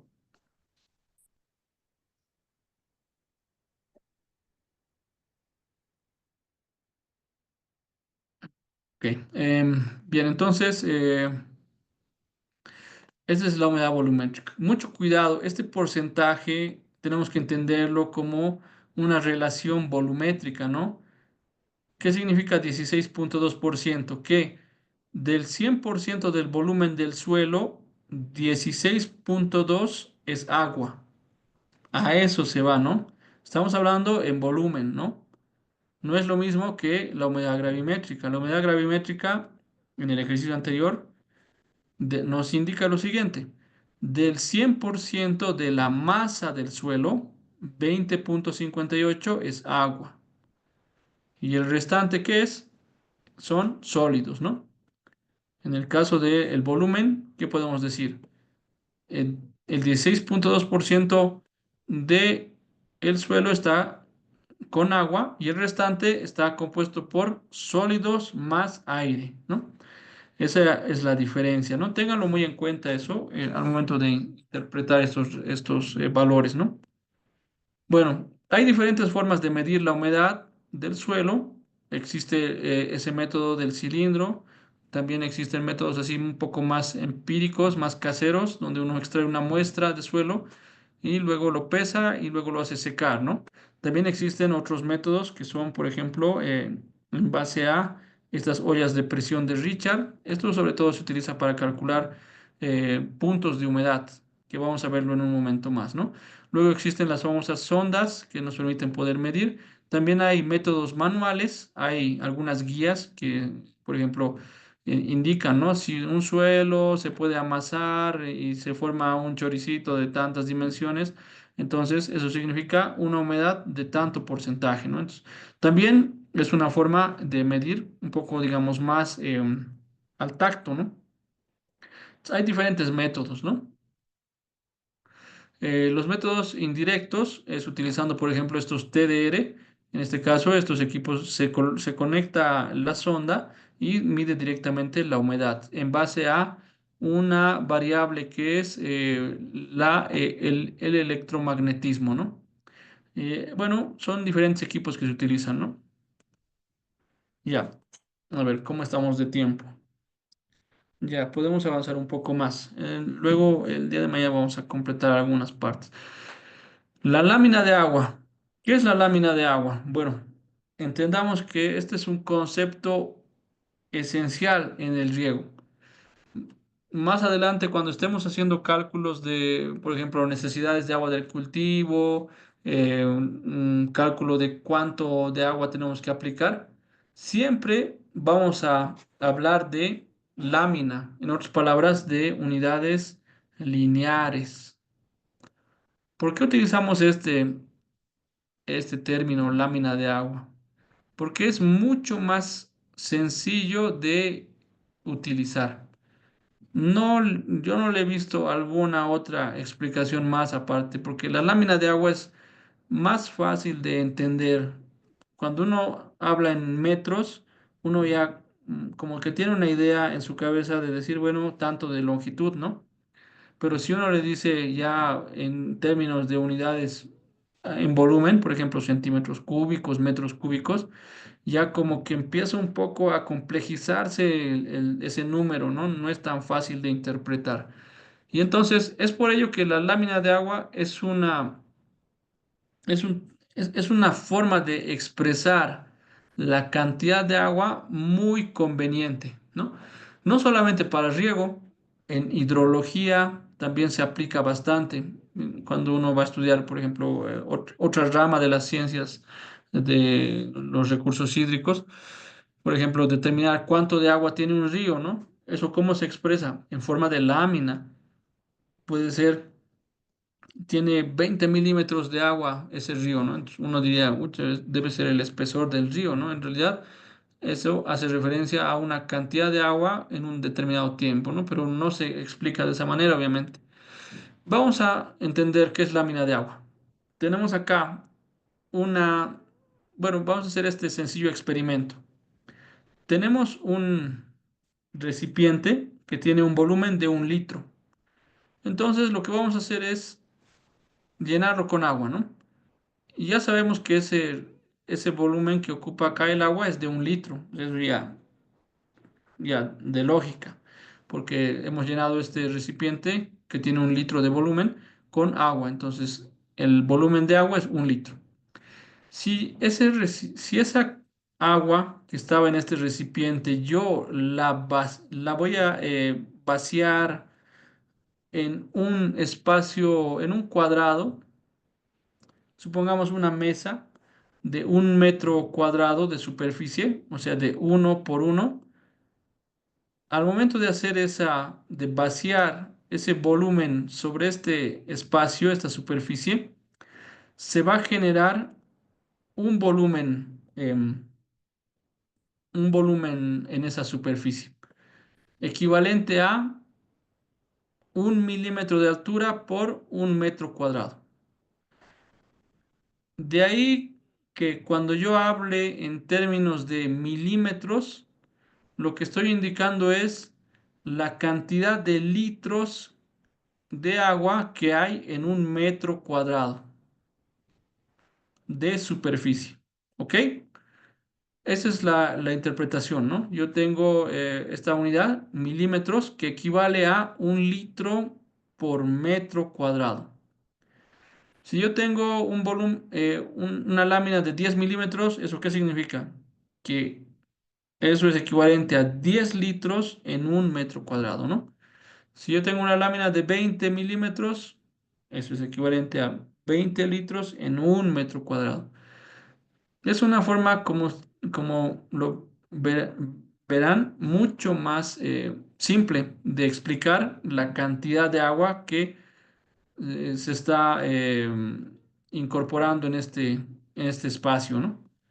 Entonces, básicamente es esa la definición. Ahora, eso desde un punto de vista de, por ejemplo, demostrativo, ¿cómo podría expresarse esa lámina? Esa lámina es la altura de la fase líquida de agua en el suelo. En otras palabras, W. Con fines de eso representarlo de una manera más entendible, le vamos a denominar L a la lámina de agua. ¿Qué es la lámina de agua? Es la altura del agua, del volumen de suelo, multiplicado por el área dividido entre el área del suelo. O sea, en otras palabras, se anulan las áreas. Otra forma de expresar la lámina de agua es humedad volumétrica por profundidad del suelo. Ahora sí vean la importancia de la humedad volumétrica. La humedad volumétrica es la base para poder calcular la lámina de agua que hay en el suelo.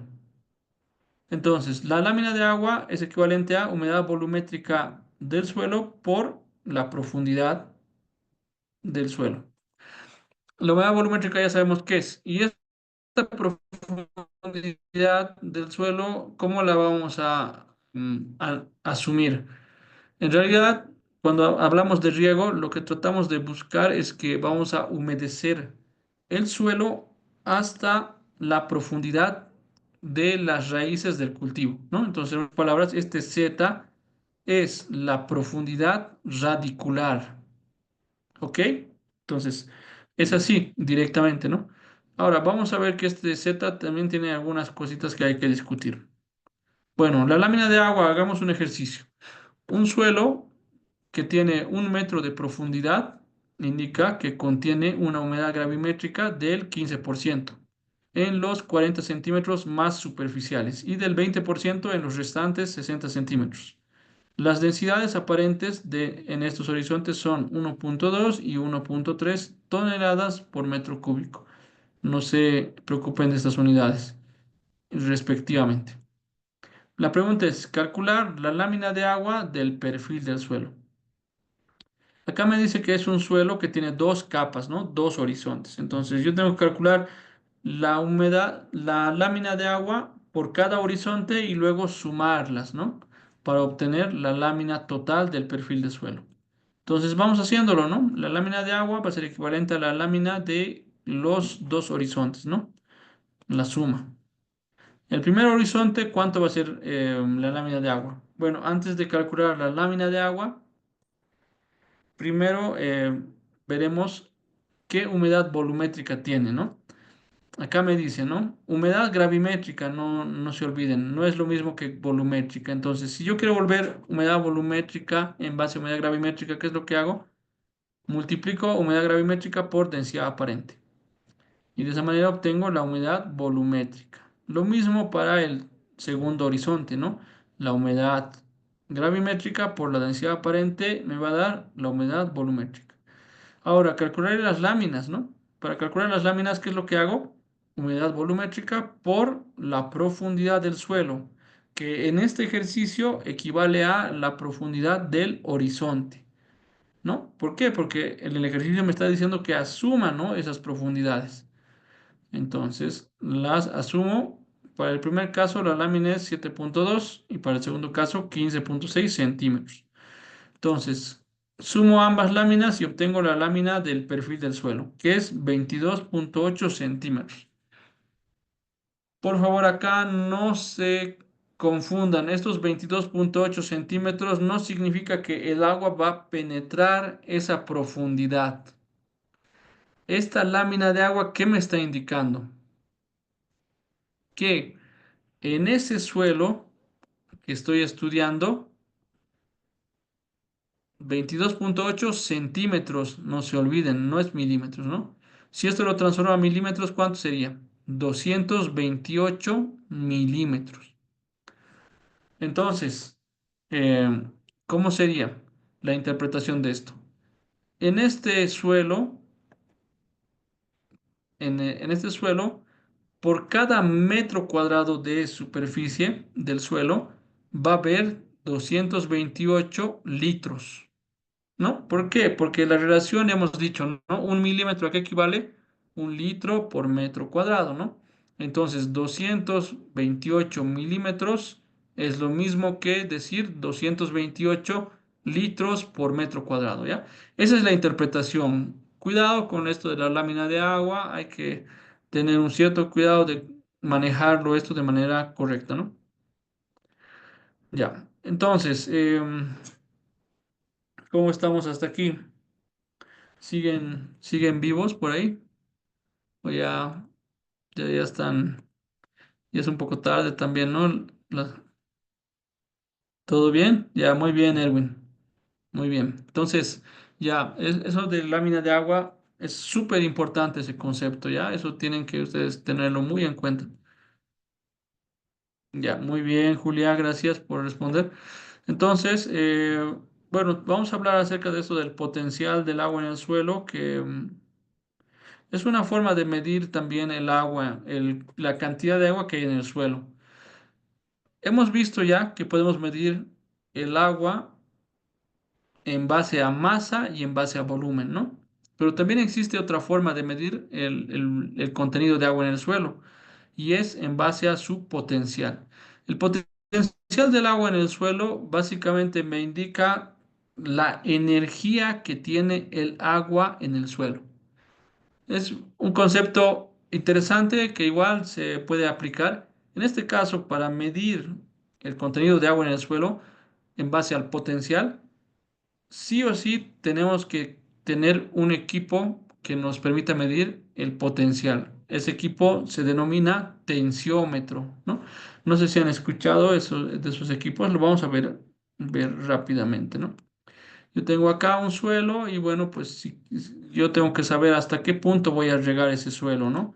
En este caso, para saber hasta qué punto voy a regar desde un punto de vista del potencial del agua en el suelo, tengo que decir que, bueno, voy a regar lo suficiente para que el agua esté en el suelo con un nivel de energía muy bajo. ¿Eso por qué? Porque mientras el agua esté con menor energía en el suelo, las plantas pueden aprovecharla más fácilmente. Mientras el agua esté con mayor energía en el suelo, entonces más difícil para las plantas que la aprovechen. Eso, ¿de dónde sale esa energía?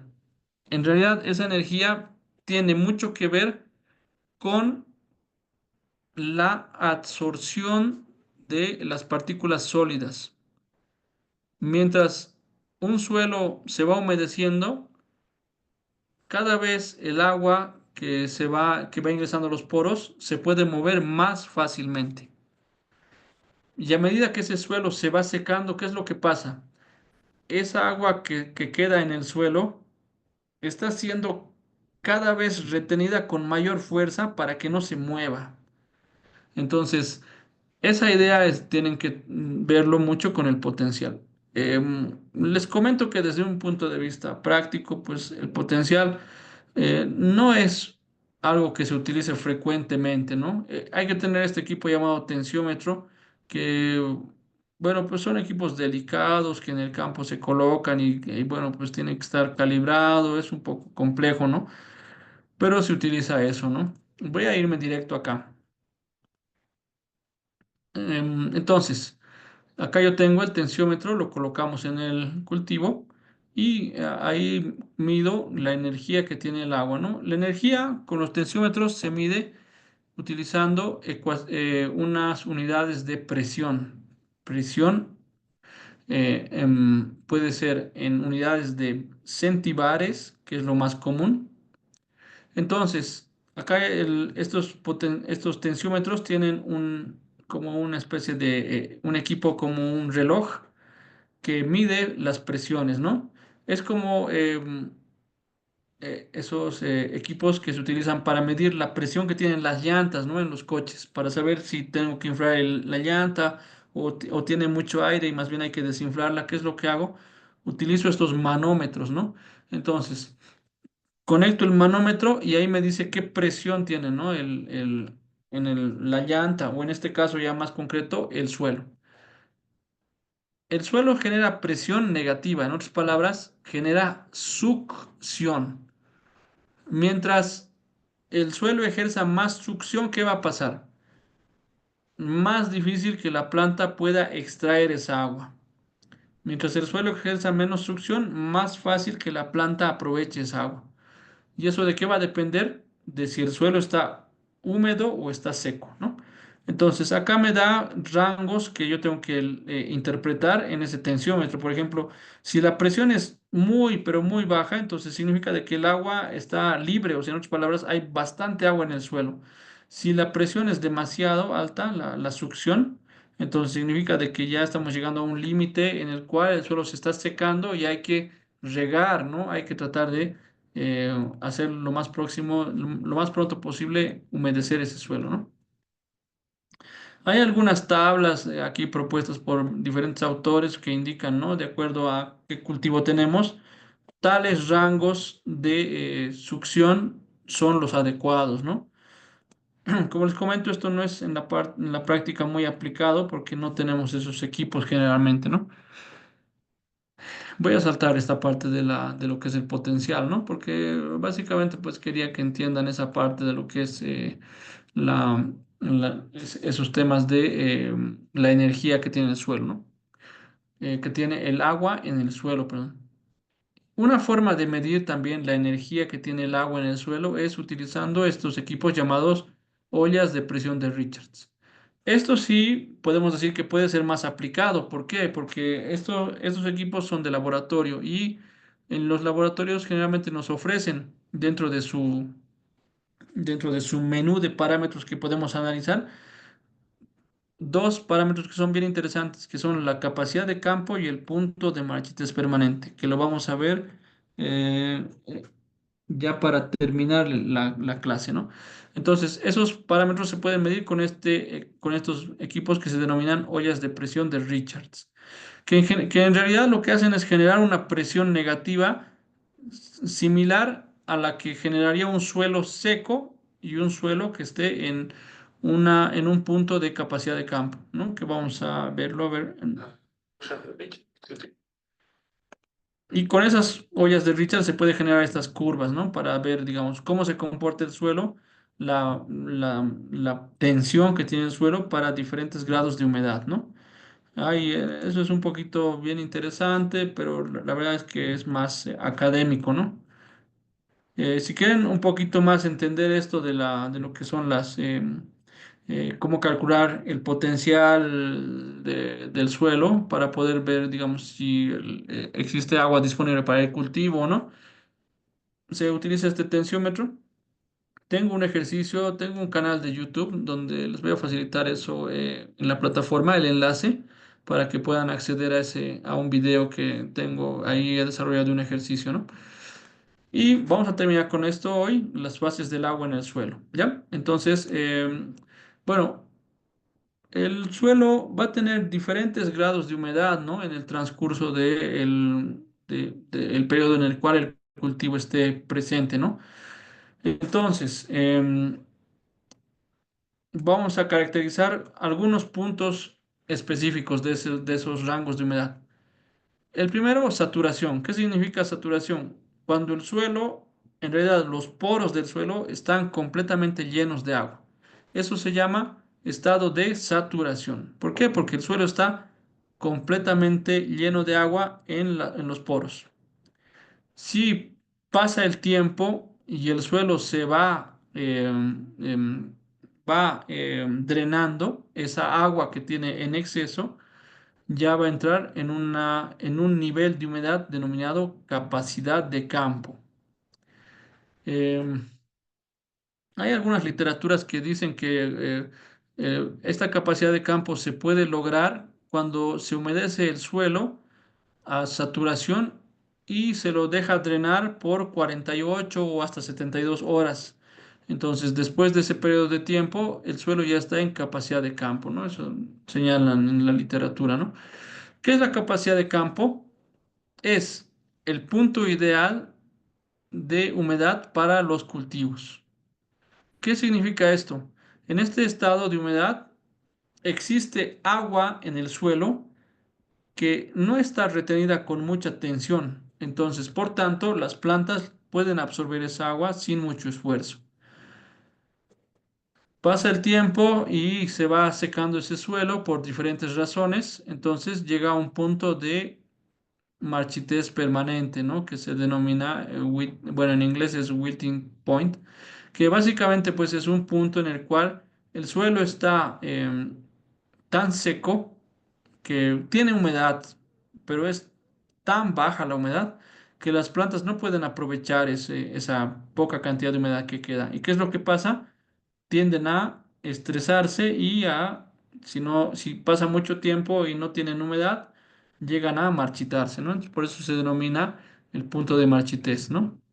Estos puntos, si estos valores de humedad referencial que les comento, están caracterizados en estas curvas de humedad que se han obtenido midiendo la humedad en base a la tensión que genera el suelo. La capacidad de campo, por lo general, está relacionada con una atmósfera, ¿no? Bueno, en otras literaturas dicen que es 0,33 atmósferas de tensión, ¿no? El, cuando el suelo llega a ese a ese potencial, entonces está en capacidad de campo. Si baja demasiado la cantidad de humedad, entonces podemos llegar a un punto de marchitez permanente, ¿no? Que puede representar eh, hasta 15 atmósferas de tensión en el suelo, ¿no? Que es eh, bastante esfuerzo que va a requerir la planta para absorber esa cantidad de agua, esa agua, entonces pues ya empieza a marchitarse, ¿no? Entonces, básicamente son esos los puntos de humedad característicos que uno tiene que ver. Ahora, estos puntos de humedad que les menciono, capacidad de campo, puntos de marchitas permanente, van a variar en cada suelo.